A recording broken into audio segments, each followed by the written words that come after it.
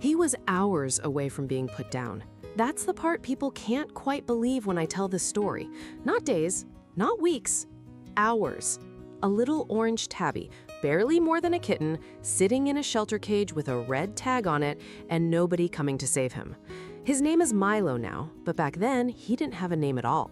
Just a number on a clipboard and a countdown nobody had told him about. I found him by accident. I wasn't even looking to adopt. I already had a cat at home, and I told myself that was enough.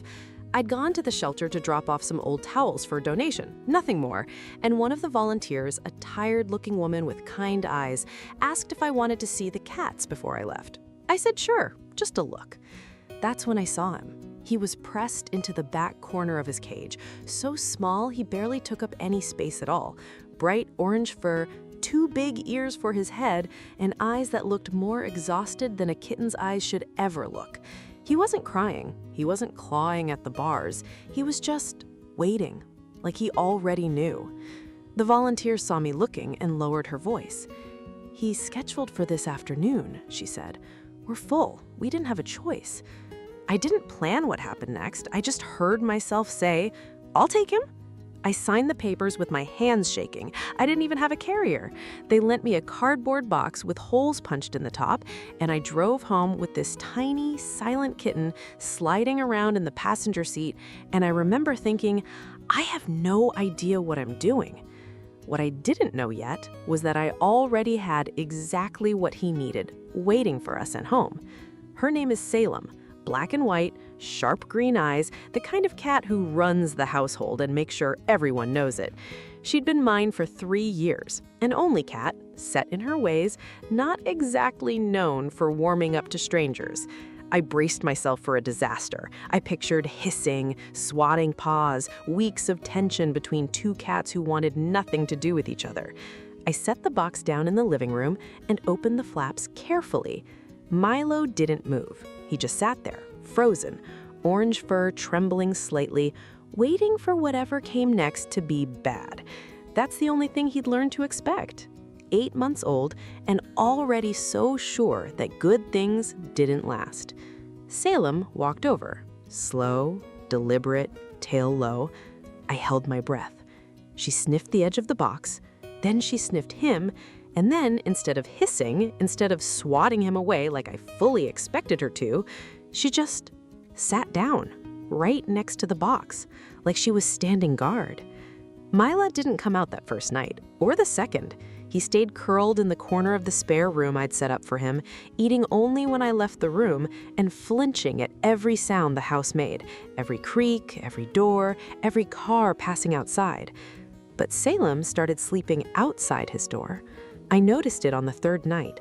I got up to check on him, and there she was, curled up right against the doorframe, not inside the room, just close enough to be near, like she understood something I didn't, like she knew he wasn't ready yet, but she wasn't going anywhere either. That same week, I took him to the vet for a checkup. He shook the entire ride there, pressed flat against the bottom of the carrier, and when the vet lifted him onto the table, he went completely still. Not calm, frozen. The vet checked his heart, his weight, his teeth, and paused for a moment. "He's healthy," she said, "but he's braced for something. You can see it in how he holds himself." I didn't fully understand what she meant until we got home, and I watched him walk straight past his food bowl, past his bed, past every soft thing I'd bought for him, and go sit alone by the door of the spare room, like he was still waiting to be sent back somewhere.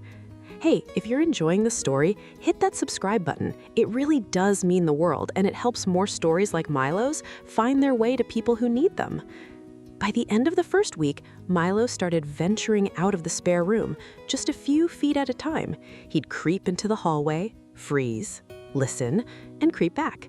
But every single time, Salem was there, not pushing him, not crowding him, just present. Then one evening, I walked into the living room and stopped in the doorway.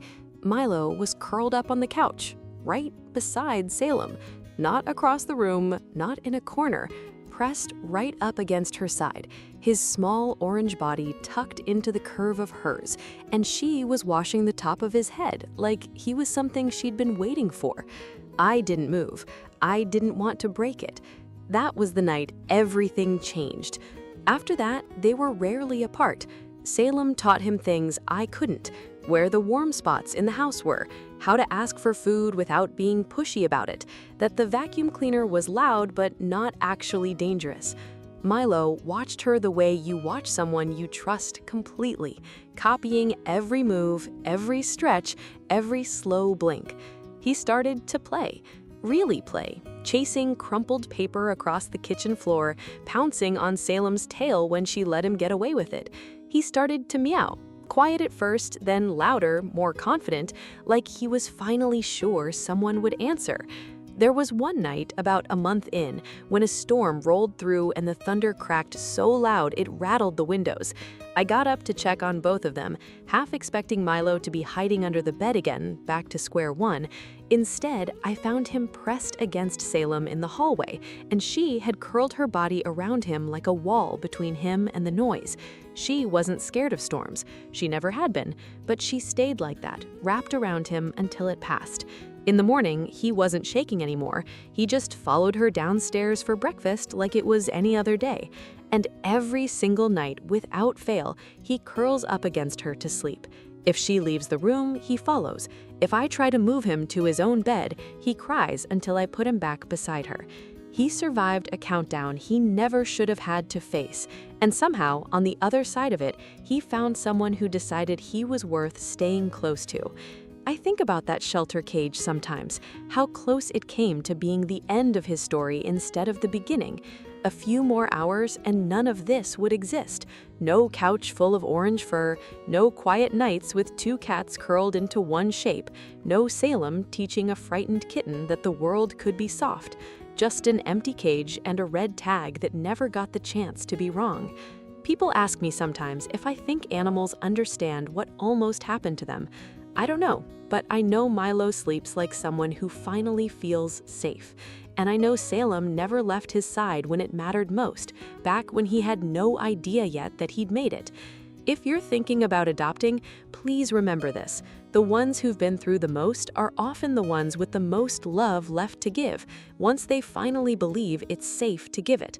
Milo didn't know how close he came, but Salem showed him every single night that he was never going to be alone again.